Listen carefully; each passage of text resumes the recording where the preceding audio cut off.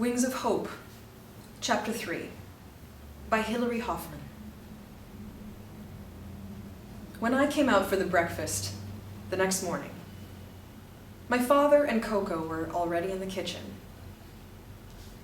After pouring myself a coffee, I stumbled into a chair at the dining table.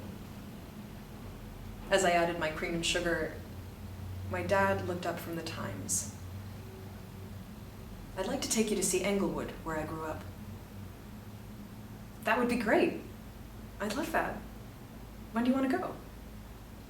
"How about today?" I called to see if there were drivers available for my usual company, and one was, so I booked him for the day. "That sounds great. What time?" "He's supposed to be here in about an hour." Typical, my dad thinks it takes about 15 minutes to get ready. I gulped down coffee and half a bagel and raced to the bathroom. I was going to have to hurry to be ready to go in an hour, especially since I knew that he would want to be downstairs waiting at the front door in about 45 minutes. If I wasn't ready, he would hover at the door of whatever room I was in, bedroom or bathroom, looking alternately at me and his watch. Then he would pace a few steps, stop, hover, look at me, and then the watch.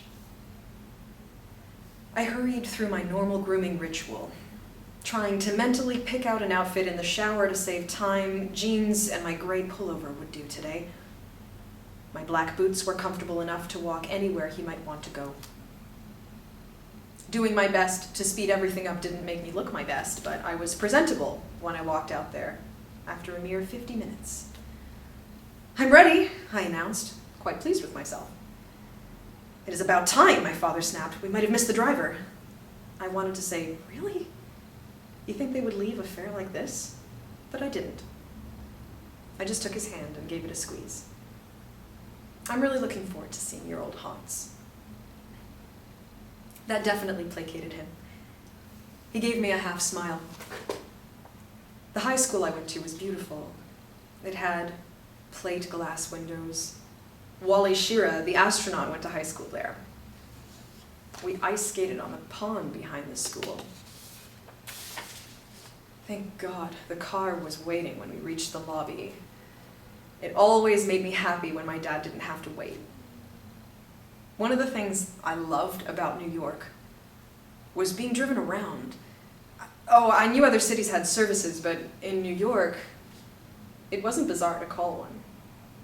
Personally, I wouldn't own a Lincoln or a Cadillac for the next 30 years or so, but there was nothing nicer to me than getting into the back of a cool, or warm, depending on the season, enormous car and being whisked away to my destination like royalty. When I was a child, I would pretend I was a princess when the black car with blacked out windows pulled up to take us to a Broadway show, or the Rockettes for their Christmas spectacular. My dad got 8th row center seats every year for us at Thanksgiving. I thought that Santa actually started Christmas right at Macy's until I was 12, and that everyone began the holidays with the most glorious nativity play on the planet, or to Lincoln Center for the ballet when I was into that at about 11, or to the Met Opera when I wanted to be a singer. That didn't last since I couldn't sing. Today, it was a shiny black Lincoln. Bernie opened the door. I slipped in and slid over to allow my father an easier entry. "Have a great day!" I never knew how Bernie stayed so up. "Daddy," I said, taking his hand, "I have so many great memories about where we've been in town cars. Remember our first Broadway show?" My dad broke into a huge grin. "Yul Brynner in The King and I. That was right after I had moved here. You were so little, but you loved it. You sat there almost holding your breath, watching the beautiful costumes, listening to the songs. From then on, I tried to have tickets to a show every time you came." I nodded. I remember. We saw Sophisticated Ladies, The Tap Dance Kid, 42nd Street, Cats, Phantom of the Opera, Miss Saigon, Chicago. I've loved every one. Me too. Your visits have been really special. We sat in silence for a while until we started up the Palisades Parkway. Suddenly, Dad burst out laughing.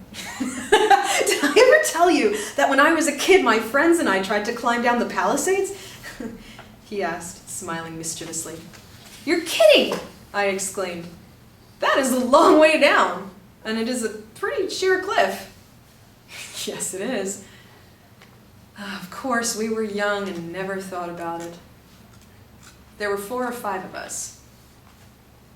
We decided it would be really fun to take a dip in the water, and we wanted to brag to everyone at school about climbing the Palisades. He shook his head slowly. So we started down. As you can imagine, it was easy enough at first. There were plenty of places to put our feet and handholds to grab onto. I would guess that we climbed pretty quickly for the first 45 minutes or so. Then, I remember, it started getting a lot more difficult. For one, it was much steeper. There weren't nearly as many places for our hands and feet. Of course, we were young and stupid. Instead of stopping, we figured we'd start it, so we'd keep going. At that moment, I remember that it looked the same distance up as down. It wasn't, I realize now. Up was much closer. His expression told me he was far away. So we kept going. The going was quite difficult. We climbed downward for another hour or so. All of a sudden, it was a sheer cliff wall. We were stuck. We couldn't keep going down. We were too tired to go back up. Although we did try it. His lips parted in a half smile. I was terrified. I remember thinking that I was going to die. One of my friends, Sam Katz, started yelling for help. Then all of us started, "Can anyone hear us?" We yelled, "Help! Anybody, help!" We screamed ourselves hoarse. Ruefully, he glanced over at me. It was getting dark. What's funny is that my worst fear wasn't dying, it was being late for dinner. I knew my mother was going to kill me. I laughed out loud and Dad joined in. Eventually, someone did hear us. Actually, many someones heard us. One of the passers-by got the firemen. A while later, the newspapers showed up. They were taking pictures. We were so scared that we wouldn't be able to hang on until they could get to us. Clasping his hands, he looked out the window, then back at me.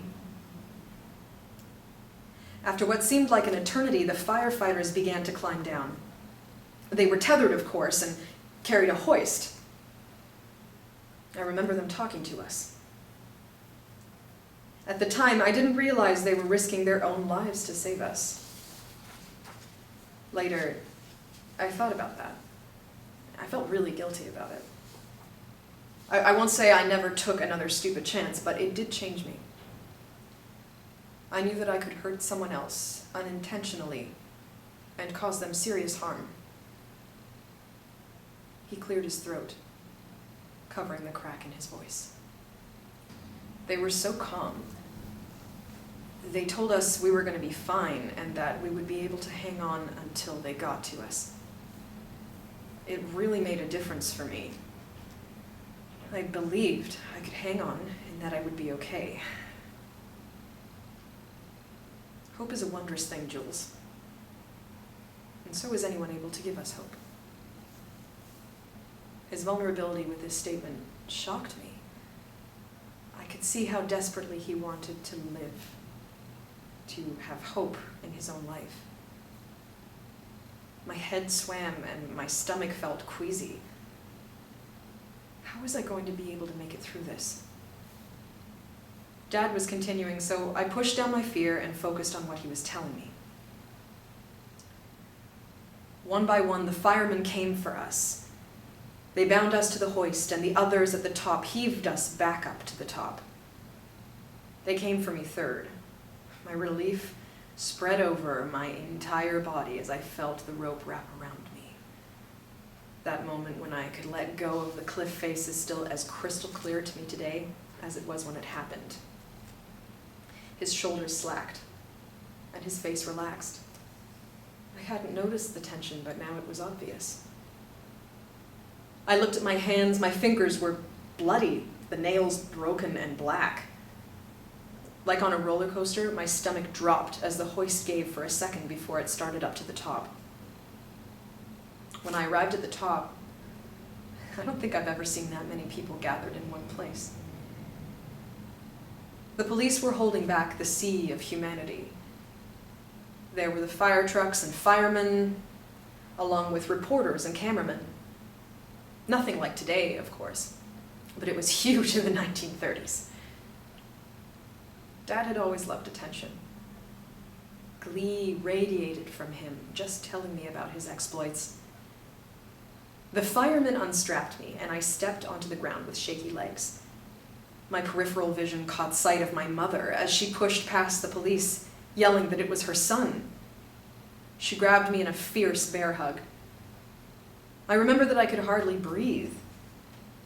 Then she held me at arm's length with her left hand and smacked me across the face with her right. I gasped. Dad looked over at me and guffawed. "Don't you ever do something that stupid again, do you hear me?" Her voice was shaking with anger and relief. Then she wrapped me in another hug. "Let's go home. Your dinner will be cold by now." We walked back home. I wasn't allowed to play with those boys again for months, he grinned. I wish we'd saved the newspaper. We made the front page. My mother was furious. He looked out the window again and fell asleep for the rest of the drive. Even though the traffic wasn't terrible, it still took us almost an hour and a half to reach Englewood, New Jersey from the city. Dad's eyes fluttered open as we entered the city limits. "Do you know where you want to go, sir?" the driver asked, looking at us from the rearview mirror. "I think so," my father responded, looking around. The first few turns seemed to take us in circles, but after 10 minutes or so, my father had gotten his bearings, and we were headed toward his childhood home. Amazing, since he hadn't been there in the last 50 years. Pulling up in front, I was not surprised that it was small. It was probably a cream color, but with all the dirt, it was impossible to tell. The gutter hung off the porch, which was peeling paint in every direction. One of the second-story windows was broken. I glanced at my dad. His face was pinched. They haven't taken care of it. He was almost angry, but quite sad. My parents kept it so beautifully. It was clean and painted. It wasn't dilapidated at all. My heart ached for him. I knew I was too young to understand the longing of returning to one's past, the desire to go home again. But the evidence was written all over my father's face. His shock and sadness was marked in every line. The frown on his lips, the hooded lids, the darkness in his eyes. It was so evident that it hurt me physically.